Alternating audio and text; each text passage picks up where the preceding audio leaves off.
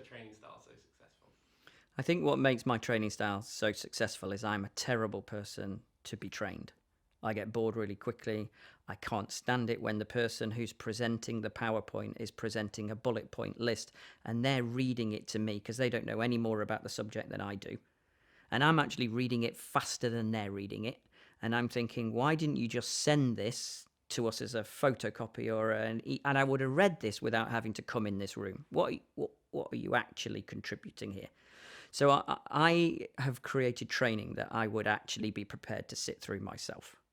And the way my brain works is someone says, well, here's the theory. And my brain says, well, that might be the theory, but how would it actually work in a company like mine? Because if it doesn't work for me, it's irrelevant.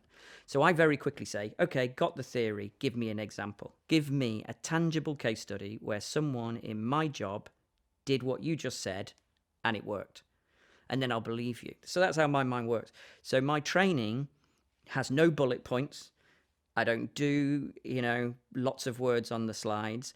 I do case studies. So we'll say, here's the theory. This is how a value chain works. I'm now immediately going to show you an example of a child in an MRI scanner and a real MRI machine that was developed using this method.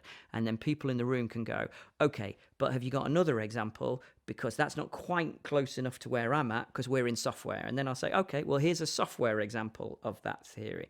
And because I've been doing this for 15 years and it's all I do, I will run out of examples a lot longer than it takes for the room to be persuaded.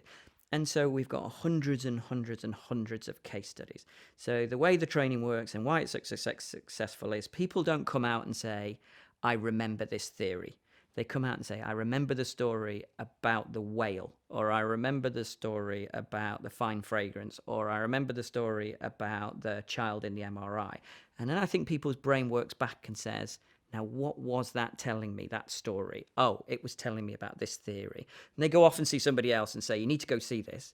And then, interestingly, if I train it again and I change that case study, I get people who go, no, you didn't do the one about the whale. You must do the one about the whale because I was told that's really a good story. So I think people's brains remember stories, and I think they remember cases, and I think they remember examples. So I mean, we're just jam-packed full of case studies and examples to punctuate the theory, killed all the bullet points, kill unnecessary charts and graphs and PowerPoints, and people can come out the training and say, you only showed 10 PowerPoint slides in 2 days, but you told 100 different cases. And for me, that's success.